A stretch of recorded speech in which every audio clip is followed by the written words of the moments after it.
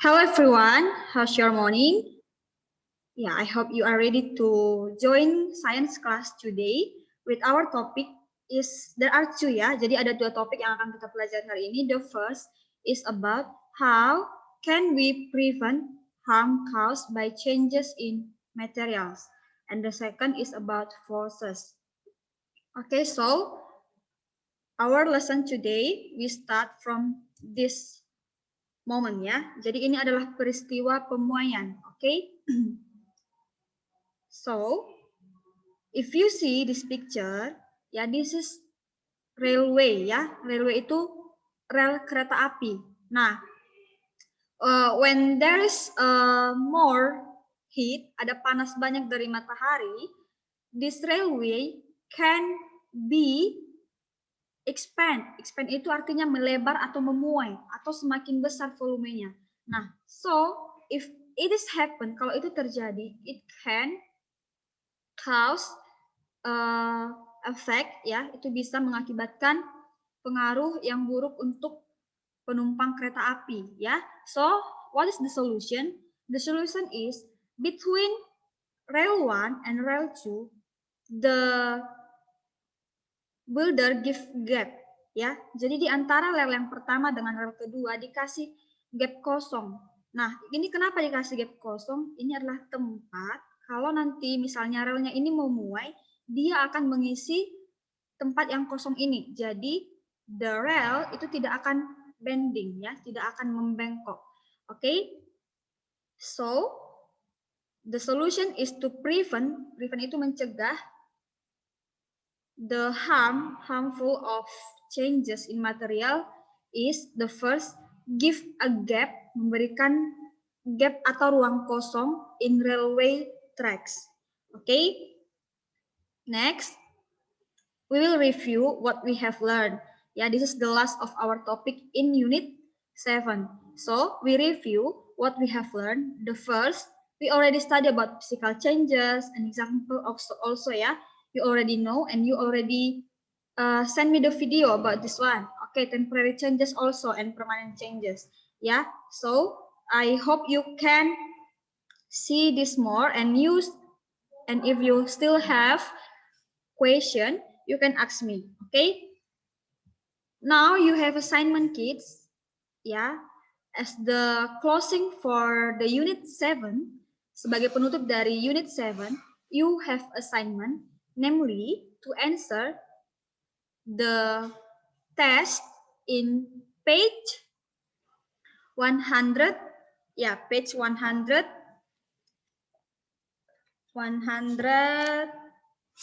yeah.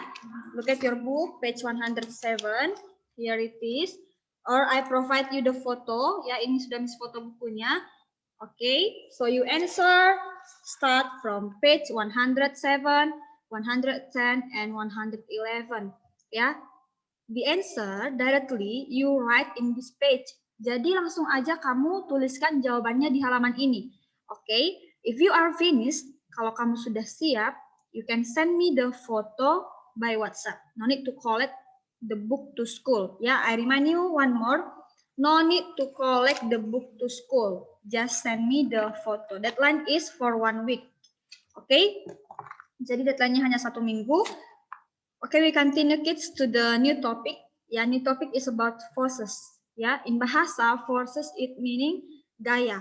Ya, jadi what is force?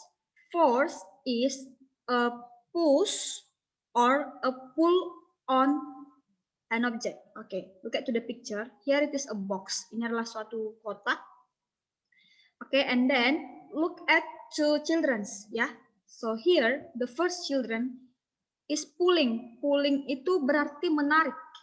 Okay, and the other boy is pushing. Ya, dan laki-laki yang lain sedang mendorong. Ya, jadi in bahasa gaya itu bisa berupa tarikan atau dorongan. In English you can say pull or push, ya.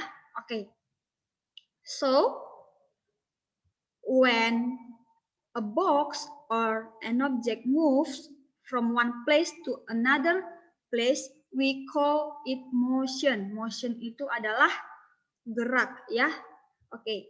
When an object, ketika suatu benda berpindah, moves from one place to another, dari satu tempat ke tempat lain, we call it motion atau gerak, ya. Oke. So, kenapa bendanya bisa bergerak? Because we give force. Karena kita memberikan gaya. Miss, kenapa buah apel bisa jatuh? Padahal kita nggak sentuh, Miss. Dia jatuh sendiri. Nah, because there's a force. Namanya itu adalah gravity, gaya gravitasi. Miss, can we see the force? Oke, apakah kita bisa melihat gaya? Oke, I hope you prepare your answer and we will learn together in Zoom. Ya, kita akan bahas bersama di Zoom. But there is a question from me, namely, can we see the force? Apakah kita bisa melihat gaya? Or we just can feel it? Atau kita hanya bisa merasakannya? Okay? Okay, the second point is in one object, how many force can working? Ya, ada berapa gaya yang bisa bekerja dalam suatu benda? From the picture you see how many? Yeah, there are 2, right?